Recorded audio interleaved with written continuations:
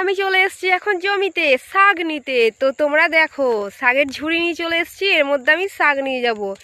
এবার শাকের জমিতে এসে আমি দেখি কি দেখি, চলো তোমাদেরকে দেখাচ্ছি আমি শাকের জমিতে এসে কি দেখলাম।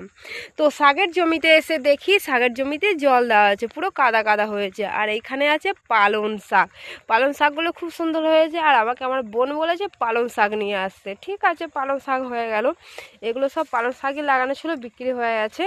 আর ওটা আছে পনকা শাক। এবার আমি এই দুটো শাকের মধ্যে কোন শাকটা নেব, কিন্তু বোন বলেছে পালং নিয়ে যেতে, আর আমি ভাবছি পনকা, কিন্তু দুটোর মধ্যে আমাকে একটা নিয়ে যেতে হবে। কিন্তু শাকের জমিতে পুরো জল দেওয়া আছে, কাদা কাদা হয়েছে, আর আমি কাটবার জন্য কিচ্ছু নিয়ে আসিনি। তাহলে শাকগুলোকে কী করতে হবে, আমাকে গোড়া তুলে নিয়ে যেতে হবে।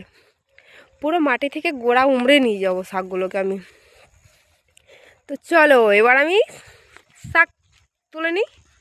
কিন্তু শাকের জমিতে অনেক কাদা, ওর বাবা রে, গেলাম রে।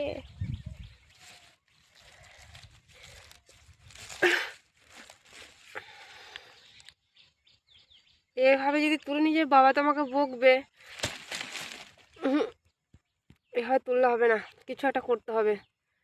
বাড়ি যাই, বাড়ি থেকে আবার কাঁচতে নিয়ে আসি, তবে শাক কাটা হবে, নাহলে হবে না। এভাবে যদি গোড়া তুলে শাকগুলো নিয়ে যায় তাহলে বাবা আমাকে মানে